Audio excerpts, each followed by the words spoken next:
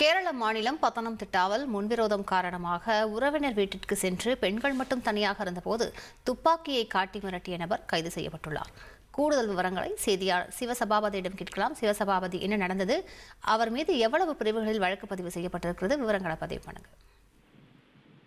கேரள மாநிலம் பத்தனம்திட்டா மாவட்டத்தைச் சேர்ந்த நண்பன் காட்டை சார்ந்த விக்னேஷ் என்பவர் முன்விரோதம் காரணமாக தனது உறவினர் வீட்டிற்குள் ஏறி ஒரு பைப்பை வச்சுக்கிட்டு அங்க நின்றிருந்த காரினுடைய முன் கண்ணாடியை உடைச்சிருக்காரு. இது மட்டும் இல்லாம வீட்டின் முன்பாக வைத்திருந்த பூந்தொட்டி மற்றும் பொருட்களை உடைச்சிருந்திருக்காரு. இது மட்டும் இல்லாம துப்பாக்கியை காமிச்சு, அதாவது கொலை மிரட்டல் விடுத்து துப்பாக்கியை வச்சு உங்களை எல்லாம் சுட்டுருவேன் அப்படின்னு சொல்லிட்டு ஒரு அச்சுறுத்தல் ஏற்படுத்தி மிரட்டியிருக்காரு.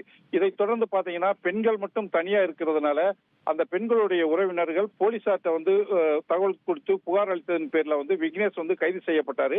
கைது செய்யப்பட்டது மட்டும் இல்லாம இவர்கிட்ட துப்பாக்கி எப்படி வந்துச்சு அப்படின்னு சொல்லிட்டு அவருடைய வீட்டை சோதனை செய்த போது அவர் வைத்திருந்த துப்பாக்கி மட்டும் இல்லாமல் மேலும் ஒரு துப்பாக்கி அவரிடமிருந்து பறிமுதல் செய்யப்பட்டுள்ளது. இந்த இரண்டு துப்பாக்கிகளுக்குமே லைசன்ஸும் இல்ல.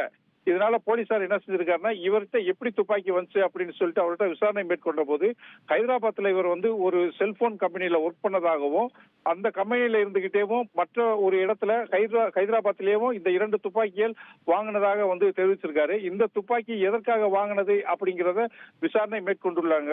அது மட்டும் இல்லாம இந்த துப்பாக்கி எந்த ரகத்தை சார்ந்தது, இது மட்டும் இல்லாம இந்த துப்பாக்கியினுடைய பயன் என்ன அப்படிங்கிறத தடவியல் மூலமா போலீசார் அறிக்கை கேட்டிருக்காங்க. அந்த அறிக்கை வர்ற பட்சத்துல இந்த விக்னேஷ் மேல மேலும் பல வழக்குகள் பல வழக்குகள் பிரிவின்படி பதிவு செய்யப்படும் அப்படின்னு சொல்லிட்டு போலீசார் சொல்லியிருக்காங்க.